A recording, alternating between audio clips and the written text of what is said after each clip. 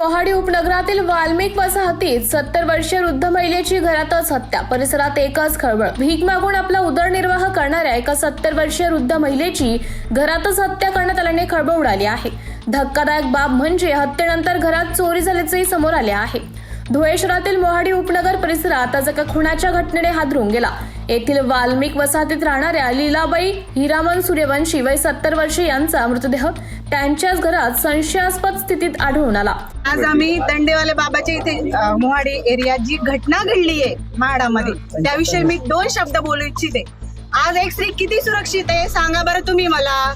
नाही, अजिबात सुरक्षित नाहीये. 2 वर्षाची मुलगी सुरक्षित नाहीये आणि नाहीये म्हातारी आजी सुरक्षित नाहीये. काय चाललंय महाराष्ट्रात? माझं सरकारला एकच विनंती आहे, अशा लोकांना फक्त एकच शिक्षा द्या. त्यांचं भर चौकात कापून फेकलं गेलं पाहिजे.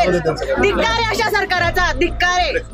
लीलाबाई या अत्यंत हलाखीचं जीवन जगत होत्या. परिसरात भीक मागून त्या आपली उपजीविका करत होत्या. दुर्दैव म्हणजे काही वर्षापूर्वी त्यांच्या मुलाने गळफास घेऊन आत्महत्या केली होती. त्यामुळे त्या घरात एकट्याच राहत होत्या.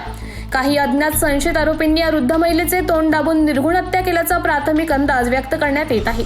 केवळ हत्याच नाही तर नराधमांनी या गरीब महिलेच्या घरातही गॅस सिलेंडर आणि इतर किरकोळ वस्तूंची चोरी करून पोबारा केला आहे. घटनेचे गांभीर्य ओळखून धुळे जिल्हा पोलीस दलातील वरिष्ठ अधिकाऱ्यांनी तात्काळ घटनास्थळी धाव घेतली. पोलीस अधीक्षक श्रीकांत धिवरे यांनी पोलीस अधिकाऱ्यांसह घटनास्थळाची पाहणी केली. आरोपींचा माग काढण्यासाठी ठसे तज्ञ आणि श्वान पथकला पाचारण करण्यात आले असून पोलीस अधीक्षकांच्या नेतृत्वात सध्या कसून तपास सुरू आहे. मात्र भीक मागून जगणाऱ्या एका वृद्धेची हत्या झाल्याने परिसरात हळहळ व्यक्त केली जात आहे.